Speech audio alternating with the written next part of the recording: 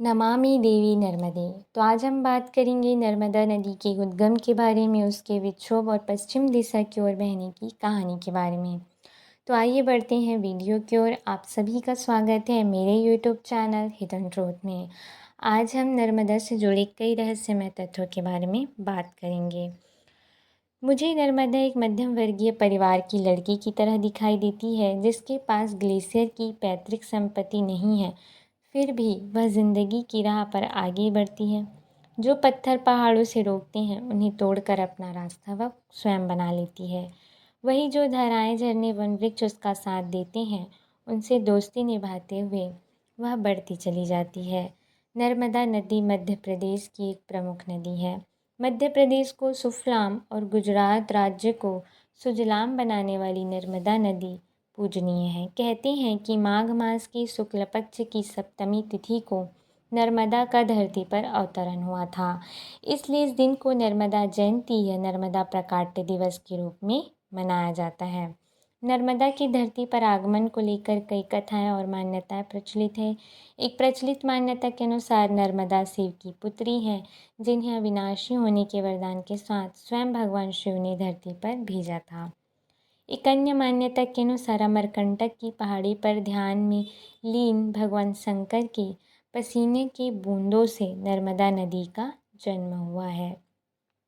एक तीसरी कहानी के अनुसार माना जाता है कि राजा पुरुरव ने अपने पूर्वजों को मोक्ष दिलाने के लिए भगवान शंकर की तपस्या की। पुरुरव की तपस्या से प्रसन्न होकर जब भगवान ने वरदान मांगने के लिए कहा, तो राजा ने नर्मदा को धरती पर भेजने का वरदान मांग लिया। भगवान शंकर के निर्देश पर नर्मदा स्वर्ग से धरती पर उतर गई। यही कारण है कि नर्मदा को संकरी नदी भी कहा जाता है। यह बड़ी माँ के नाम से भी जानी जाती है। मध्य प्रदेश और गुजरात की सीमा पर बसे आदिवासी अंचलों में नर्मदा को मोठी माँ यानी बड़ी माँ के नाम से पुकारा जाता है। मध्य प्रदेश के लोक जीवन में नर्मदा पर रचे गए अनेक लोकगीत प्रचलित हैं। नर्मदा के उद्गम से लेकर सागर के संगम तक के सफ़र को जानने के बाद मेरा मन नर्मदा के लिए अलग ही कहानी बुनता है। भारत की ज़्यादातर विशाल नदियों में नर्मदा की यात्रा एकदम अलग है। हिमालय और उसकी तराई से निकलने वाली नदियों को साल भर बर्फ से पानी के रूप में पॉकेट मनी मिल जाता है। नर्मदा जैसी नदियों के पास यह पॉकेट मनी नहीं है। मध्य प्रदेश के अमरकंटक से निकलकर गुजरात तक पहुंचने में यह नदी 1312 किलोमीटर का रास्ता पार करती है। इस पूरे रास्ते में कई पर्यटन स्थल हैं, इसलिए कुंवारी रही नर्मदा। एक कथा के मुताबिक नर्मदा और सोन का उद्गम ब्रह्मा जी की अश्रु बूंदों से हुआ। एक अन्य कथा के मुताबिक नर्मदा का विवाह सोनभद्र अर्थात सोन नदी से होने वाला था, लेकिन सोनभद्र नर्मदा की दासी जूहिला पर रिझ गए। जब नर्मदा को इस बात का भान हुआ, तो उन्होंने आजीवन कुंवारी रहने का फैसला किया और उल्टी दिशा में चल निकली। इसलिए देश की अन्य नदियों की तरह बंगाल की खाड़ी में ना मिलते हुए नर्मदा अरब सागर में जाकर गिर जाती है।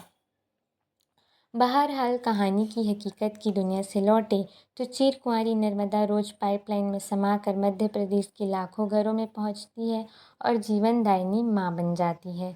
हमारी तेज दौड़ती जिंदगी में बिजली की कमी ना हो, इसलिए यह क्रोधित नवेती बांधों में बंध गई और उसका उफनता वेग शांत प्रवाह में तब्दील हो गया। हमें इतना कुछ देने वाली नर्मदा के सामने आज कई चुनौतियाँ। सहायक नदियाँ सूख रही हैं, जंगल खत्म हो रहे हैं। नर्मदा से लेना और लेते ही चले जाना हमारी प्रवृत्ति बन गया है। वैसे तो कई दिनों से नर्मदा का समीप्य नहीं मिला है। आमतौर पर हम रोशनी से जगमग घाटों को नदी की भलाई का पैमाना मान लेते हैं।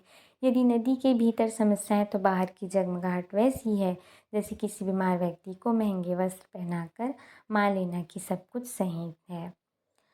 इसके अलावा हम यह देखते हैं कि नर्मदा कितनी विशेषताएं हैं कि यह एक ही वीडियो में कह पाना मुश्किल है। भारत की एकमात्र नदी जिसकी परिक्रमा की जाती है और इस पुराणों के अनुसार गंगा में स्नान से जो पुण्य मिल जाता है, वह पुण्य नर्मदा के दर्शन मात्र से मिल जाता है। आपको एक बात और बता देते हैं कि नर्मदा बेसिन में बसे जंगल वर्तमान में कान्हा राष्ट्रीय उद्यान में है।